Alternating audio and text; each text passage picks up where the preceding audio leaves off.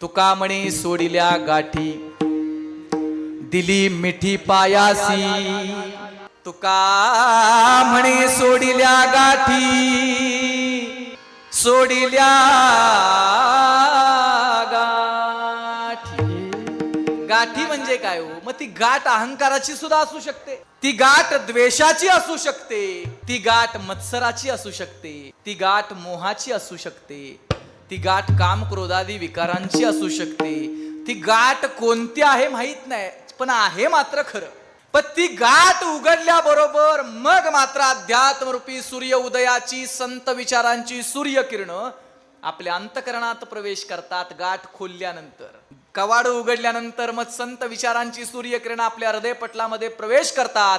सूर्यकिरणाने शिरकाव केला तर आपल्या अंतकरणातील कितीही जुना अंधार असू द्या, क्षणार्धात नाहीसा होतो.